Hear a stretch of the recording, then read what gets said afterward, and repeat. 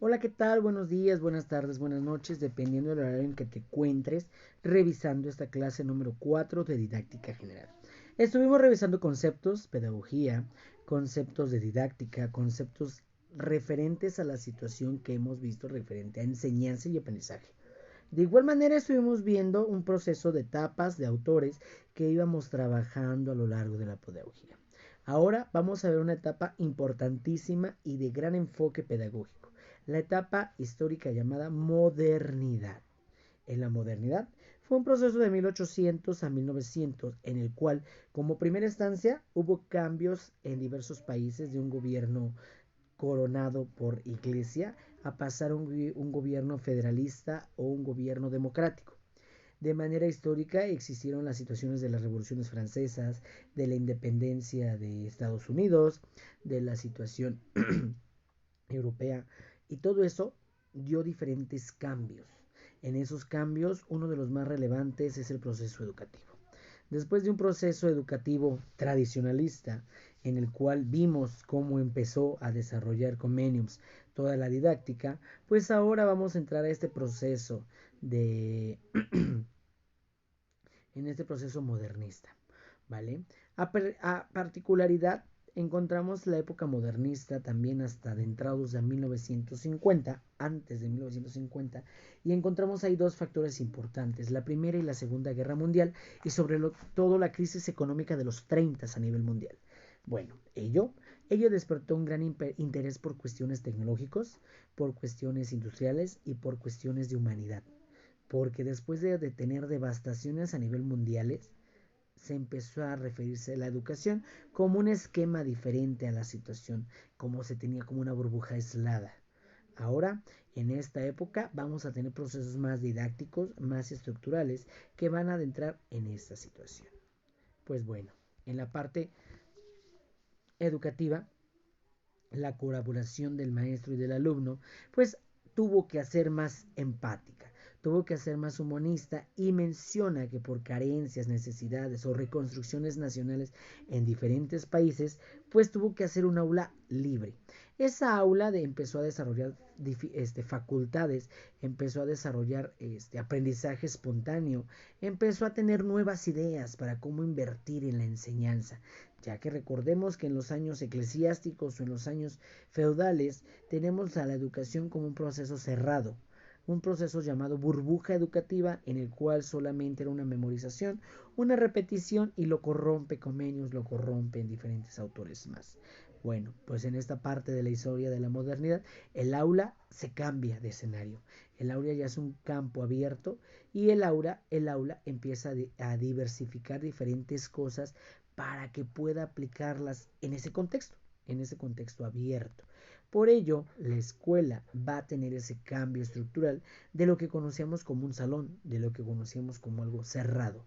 Ahora pasa a ser algo auténtico, pasa a ser algo novedoso y diferente. Como primer punto, vamos a encontrar al padre de la modernidad educativa, Pestalozzi. Pues bueno, Pestalozzi mencionaba, ay Dios, que el preocuparse por la educación en los menores principalmente tuvo un factor importante para desarrollar una escuela. Esa escuela era Neuhof, ¿vale? Ahí viene subrayado, en el cual se trabajaría con los niños que tenían un abandono familiar o personal. En estas cuestiones, el el protagonista pedagógico, que es Pestalozzi, trató de dar a los alumnos actividades externas o tareas fuera de la escuela para poder ser educados, tanto educativamente como en lo personal. Recordemos que te estoy diciendo que fue una pedagogía con personas sin familia, con personas abandonados, en el cual toda su pedagogía sí realmente fue en un orfanato, y lo que hizo es que hizo activa la participación del alumno. En esa parte activa permitió que el alumno aprendiera a trabajar y que a su vez aprendiera conocimientos básicos de escritura, de cálculo, razonamiento y demás. Por ello, la pedagogía de Pestalozzi evoluciona, porque le estamos metiendo actividades, le estamos metiendo campo de realidad. los quehaceres domésticos es un campo de realidad. Y al principio recordemos que la tradicionalidad de que las mujeres eran de casa y los hombres eran de aprendizaje o de oficios, cambia en esta situación del aprendizaje didáctico, aprendizaje significativo que tiene Pestalozzi. Por lo tanto, los intereses del alumno se van modificando, porque les empieza a llamar la atención algunas cosas. Y aquí menciona es que la educación va referente a las necesidades y al gusto de los alumnos. Ese gusto de los alumnos, algo importante, va dirigido a ambos sexos, ¿vale? Trata de eliminar machismos, trata de eliminar discriminaciones y la creatividad es para los dos, tanto hombres como mujeres. Y se empieza a tener esa peculiaridad de enseñar a través de algo que le guste a los niños y sobre todo a tener una cuestión de actividades, porque después del orfanato, después de la escuela en el orfanato, son actividades dentro del orfanato, ¿vale? Una de las principales cosas que menciona Pestalozzi en su pedagogía es que el lenguaje debe ser básico y sencillo. Básico para la comunicación, sencillo para que el alumno lo pueda comprender. En esa parte de la comprensión no vamos a utilizar un tecnicismo, no vamos a utilizar lenguaje complejo, sino va a ser un lenguaje simple, en el cual todos los alumnos puedan entenderse, todos los alumnos puedan comprender lo que quieren adoptar o lo que quieren elaborar. Y finalmente, el juego. El juego menciona Pestalozzi que es espontáneo, que es divertido, que es imaginativo. Y realmente, si identificamos el preescolar, la mayoría de los preescolares o niños infantes siguen jugando. La mayoría de esas cuestiones sí desarrolla una motricidad, sí desarrolla una habilidad y sí identifica diferentes cuestiones. Eso es lo que identifica. Y como el juego era didáctico, era interactivo, pues el alumno aprendía más. Estamos interactuando quehaceres, estamos interactuando conocimiento y estamos interactuando espontaneidad. Y esa espontaneidad la damos con el juego. Y la situación primordial del aprendizaje de Pestalozzi es que la cuestión educativa, como te lo mencioné, era a través de necesidades y particulares de cada individuo. Lo que yo quiero aprender, lo que necesito aprender y lo debo de aprender, para que con ello se le dé un sentido, una pertenencia, y no lo vea como una obligación, lo vea como algo práctico. Entonces la educación ya fue muy diferente a la que teníamos acostumbrados en la tradicionalidad, como lo veíamos viendo en la época feudal. Ya no es una parte de memorización, sino ya es una parte de exploración. En su totalidad acaba siendo una exploración. Y aquí vamos a encontrar los beneficios que pide Pestalozzi para su educación. Y se me fue mencionarte, Pestalozzi menciona que la educación va por etapas y que la etapa más importante va a ser directamente por la etapa infantil, porque por la etapa infantil es una esponja andando, todo lo que está creando y todo lo que está analizando lo va a llevar a cabo para mejorar su conocimiento y para mejorar su persona. Eso lo menciona Pestalozzi. Y tener unas condiciones. ¿Qué condiciones? Pues aquí viene el beneficio de esa pedagogía. Uno, que es una educación integral. ¿Por qué integral? Porque lleva un desarrollo de aprendizaje cognitivo, porque lleva un proceso de psicología con adaptaciones sociales, porque lleva un proceso de sobrevivencia, porque hacer es llevar de la cotidianidad, y sobre todo por la cuestión de la experimentación a través del juego. Son diferentes situaciones lo que conforma una situación integral. En toda esta situación integral también va incluida la educación física, pues sabe que la educación física es un factor que hace que el alumno destaque en diferentes habilidades. Y el deporte lo hemos visto que si lo practicas, lo estimulas, desarrolla más habilidad de lo normal. Por lo tanto, en esta cuestión de beneficios, la primera sería que es una educación integral formada por actividades al aire libre o actividades educativas. Otro factor destacado dentro de la pedagogía de Pestalozzi es la naturaleza. Ese contacto con la realidad, el campo, la misma materia prima que son plantas y animales, pues me da una educación de libertad. Y esa educación de libertad hace que el alumno pueda contener diferentes factores educativos. Está experimentando. Y esa experimentación lo menciona Pestalozzi que es bajo naturaleza. Y aquí hay un punto destacado que dice aquí, se defiende que éste debe actuar como desee, estando en contacto con la naturaleza y su entorno. La libertad es primordial. Bueno, aquí vamos a poner un paréntesis. Está pidiendo Pestalozzi libertad. No libertinaje, porque al final sí vamos a condicionar conductas, sí vamos a condicionar reglas. Pero ojo, te está mencionando que explores, que identifiques, que revises la situación antes de desarrollar una teoría, un concepto concreto. Explora, analiza lo que hay a tu alrededor para identificarlo. Te digo que al principio te dije que la educación de Pestalozzi fue considerada como el padre de la pedagogía moderna. ¿Por qué? Porque emplea acciones, emplea práctica y emplea conocimientos. Sí tiene teoría, sí tiene tradicionalismos, pero muy pocos. Y todo lo basa Pestalozzi a través de desarrollos de etapas, y que en esa etapa cada cuestión va a modificar conductas, patrones, situaciones a través del medio, ¿vale? Entonces, el medio, la escuela, la naturaleza, el aula libre, es un factor que me permite hacer las cosas. Y sobre todo yo felicito, y me encanta el aplauso de Pestalozzi por las cuestiones de explorar cuestiones que te tocan, quehaceres, habilidades de destreza, habilidades de comprensión, que al final de cuentas lo ves esporádicamente en todos lados, y surge y sirve sobre todo para esta pedagogía.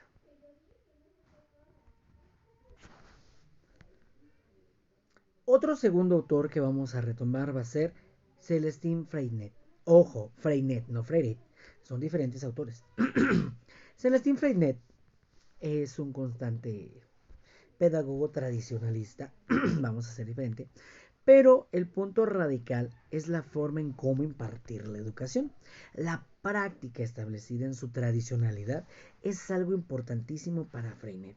Bueno, el método tradicional es que la enseñanza es una situación autoritaria, cuadrada, en el cual el maestro es la clave de todo esto, porque es el que informa, él es el que transmite. Eso sigue siendo cuadrado y tradicionalista. Los alumnos van a ser los receptores de la información, sí, y van a tener una evaluación en el cual sí lo tienen. Pero aquí lo que pide es una participación activa en su mismo aprendizaje. Puede cuestionar, puede analizar, puede comprender y puede identificar ideales desde su propio conocimiento, involucrando práctica y experiencia significativa. Aquí lo tenemos resaltado.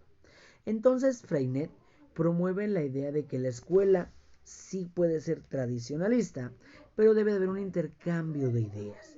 Ese intercambio de ideas va a aprender a tener una comunicación, una asertividad, una opinión más amplia y algo más crítico referente a lo que mencionan los demás. No criticar, sino algo más de analizar. Porque no nada más te quedas con la idea del maestro, que a pesar que dice Freinet que sí, el maestro es la fuente del poder de conocimiento, todos los alumnos pueden aportar un granito, y ese granito se va a hacer invaluable en este desarrollo. Y para ello, Freinet da lugar a la situación de algo rígido, uniforme, tiempos, situaciones escolarizadas. Eso sí lo tiene bien cuadrado. Sin embargo, da una parte inclusiva a la diversidad de estudiantes. Que cada estudiante aprende de diferente manera. ¡Ah, Chihuahua! Que cada estudiante aprende de diferente manera. Porque tiene diferentes necesidades. Porque cada uno de los alumnos tiene especificaciones por gustos y preferencias. Entonces, sí vamos a hacer una participación activa, sí necesito tener una educación centrada, que el personaje primordial es el maestro, pero necesito saber las necesidades del alumno. Esas necesidades del alumno, mencionas Freinet, menciona Freinet que para ello necesito hacer algo diferente. Y para él, una de esas actividades diferentes fue un periódico escolar. Y en ese periódico escolar, su técnica o su didáctica es que cada semana se contaban con comentarios, comisiones, actividades, jornadas que se hacían dentro de la escuela. Tal vez en tu escuela, en CEID, por ejemplo, hay revista mensual, Si no la has visto, identifícala y cada mes suben una revista a la plataforma. Entonces a la página, no es la plataforma, a la página digital. Entonces la universidad tiene una revista digital. Yo en mis tiempos la preparatoria era impresa, el periódico era impreso. Y sí teníamos una columna semanal por grupo, teníamos que dar una nota. Y me tocó ser redactor como por un año en tercero, porque estaba perteneciente a la mesa directiva de los estudiantes. Entonces ahí era una forma creativa de la expresión, de la comunicación, de la redacción, porque aprendes bastante. Entonces Freinet, a pesar de tener una cuestión cuadrada en el conocimiento, sí dejaba que el alumno exploraba, si el alumno dejara la individualidad y si era algo más contextualizado y sobre todo una comunicación amplia con ello. Y esa comunicación amplia permitía fomentar y promover una educación. Promoviendo la educación con el alumno, con la socialización, una armonización, una libertad, una cooperación y una experiencia en estas ideas. Para mí, la parte del periódico de Freinet es importantísima porque es un medio de comunicación. Y los medios de comunicación en su tiempo tuvieron un boom. En la época de Freinet, en los años 50, en los años 30, pues la educación sí se basaba a través de estas cuestiones. Esas cuestiones eran el desarrollo de la lectura, de la comprensión, de la redacción. Y este método permite que desde la infancia podamos enseñar desde pequeños a trabajar en una parte cooperativa, en una parte de equipo y teniendo ahí una comunidad con la misma sociedad. Y en esa parte de la sociedad, pues bueno, en el punto educativo tenemos que la socialización es un factor que me abre puertas, pero la socialización a través de esta técnica, del periódico. Y bien, en este punto, pues dentro del aula, Freinet menciona 4 factores importantes. Y uno de ellos, el aprendizaje cooperativo.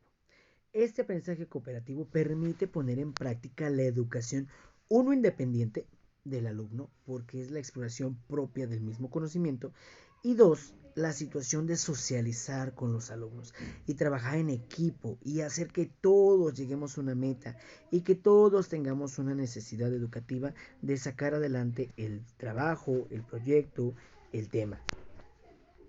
Así.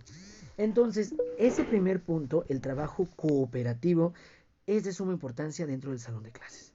El salón de clases me va a permitir, sí, un factor aislado, sí que el maestro sea el que guía, sí el que el conocimiento es algo de emisión y receptor, pero al final, cooperativamente, porque lleva una comunicación, porque lleva un entendimiento y porque lleva a trabajar. Y para ello va el punto número 10. Creamos redes de aprendizaje. ¿Cómo son las redes de aprendizaje? Bueno, cada uno destaca en una situación personal. Destaca en que yo soy bueno en lectura, tú eres bueno en matemáticas, tú eres bueno en cuestiones de aritmética.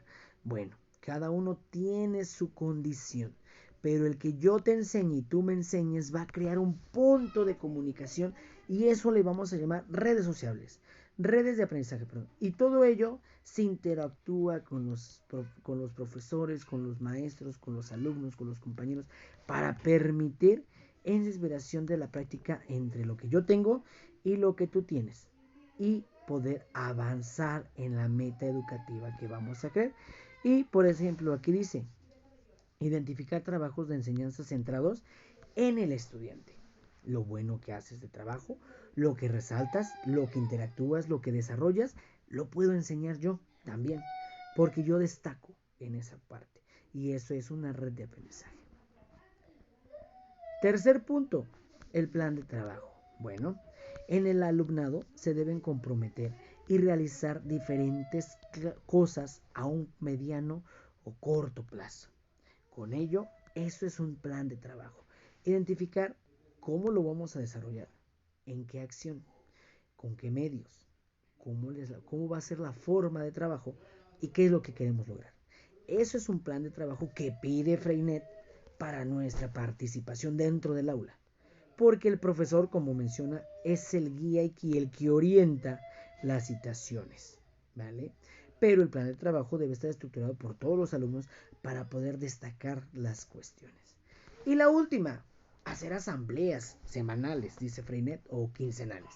¿Por qué las pide? Porque en las asambleas, dice Freinet, que vamos a dirigir los errores y las cosas positivas. Vamos a destacar el papel que tiene cada alumno y ver en qué tiene que mejorar.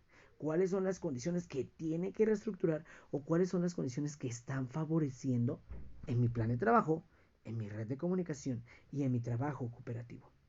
Porque al final la comunicación entre todos es la parte que pide Freinet. Comunicación y cooperación. Para llevar a cabo el número 4, las asambleas. Dirigiendo estas asambleas para ver cosas buenas, cosas malas, qué rescato, qué me sirve, qué tiro, qué desecho, qué evoluciono. Esas son las partes que me pide Freinet. Por lo tanto, Freinet tiene un poco de tradicionalidad, sí, porque el maestro es el punto central del conocimiento. Sin embargo, pide un trabajo cooperativo, un trabajo de colaboración entre todos, a través de una evaluación, que son las asambleas, y a través de una estrategia, que es el plan de trabajo. Esa es la parte educativa de Freinet. Vamos por nuestro último autor, y esta es una mujer, una gran destacada en la educación, María Montessori. Bueno, María Montessori es una de las precursoras de la década de los años, de la época moderna, perdón, dando un significativo diferente a la educación. ¿Por qué diferente? Bueno, aquí menciona Montessori que la libertad del niño debe ser un factor primordial para el aprendizaje. Debe de trabajar a su propio ritmo y sobre todo darle independencia y responsabilidad para trabajar dentro de las cuestiones del salón, promoviendo, según ella, un mejor desarrollo en la vida adulta. Para ello, Montessori, Montessori identifica que la educación tiene que impartirse a través de juegos. Lo mencionó también Pestalozzi, que es a través de juegos. Sin embargo, el espacio educativo, la educación donde se va a implementar, tiene que estar adecuada para el niño. ¿Has entrado a preescolares y te has identificado que las mesas son pequeñas, que las sillas son pequeñas, que el pizarrón está de bajo nivel? Es por ella, porque ella menciona que eso estimula al niño y eso lo estimula para algo más atractivo, algo más sensorial, para tener una práctica dentro del salón de clases y esa metodología tenga una mejor concentración en el alumno. Por lo tanto, el ambiente y la adecuación debe estar acorde a la estatura y a la edad según el niño. Por lo tanto, Montessori menciona que el juego, la estructura infantil, son un punto de quiebre para ello. El juego y la parte del punto de miniatura, pues son un punto clave para aprender jugando. Así lo dice Montessori. El aprender jugando es un factor que destaca y que es el juego. Otro punto, debe de haber un respeto mutuo entre las habilidades, desarrollos, aptitudes y comunicación entre los compañeritos. ¿Te acuerdas del autor pasado? Entonces aquí también menciona una cooperación y empatía activa dentro del salón de clase. El respeto sobre todo, porque al final somos diferentes personas, tenemos diferentes cosas y nos relacionamos con diferentes pensamientos. Y para Montessori, jugando se crean muchos círculos de ideas diferentes. Aquí la comunicación va a ser el segundo factor importante para Montessori.